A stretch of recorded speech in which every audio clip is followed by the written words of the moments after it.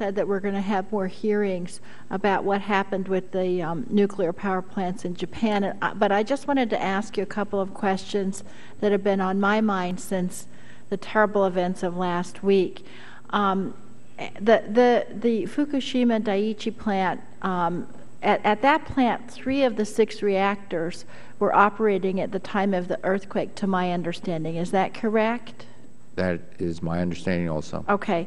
And so when the earthquake struck, the control rods essentially shut down those reactors as it was designed to do if there was an earthquake. Is that also right? That's my understanding. And then after the reactors were shut down, then power was lost in the plant, and then the cooling pumps were shut off. Is that correct?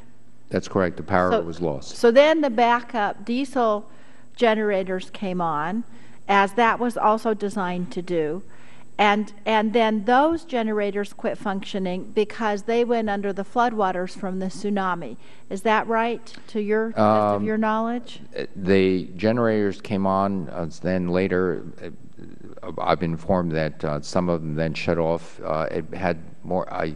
This is where I couldn't give assurances because you hear conflicting reports, but the story I heard was that the cooling for the generators was at risk, and they tripped off for that reason. Right. Okay. So then now what they're trying to do is pump the seawater in to keep these rods from melting down, right? That's correct. They're using now fire trucks. So and other pumps. This is the concern I've got, and I imagine you share this concern, is that there were numerous fail-safe systems here with this plant. It was a pretty, I mean, it's 40 years old, but it's a pretty technologically advanced plant, and there were numerous fail-safe methods, correct? Yes. But then, because of the tsunami, the plant was built to withstand earthquakes, but because of the tsunami, now we've got this crisis about what to do. And the thing I'm concerned about is that you can't always plan for every exigency in these situations. We saw this on this committee. You saw it last year with the Deepwater Horizon disaster, because there were numerous fail-safe mechanisms on that rig, and then each one of them failed, and then we saw huge amounts of oil spewing out into the Gulf. So here's my question for you. Is I know DOE is putting resources towards advanced reactor technology, and there are a lot of concerns from this committee and from a lot of my colleagues who live in California and some of the other earthquake zones. But here's my question: is how can you ever have enough with something so potentially destructive as these nuclear rods? How can we ever anticipate the worst so that we could be prepared for it?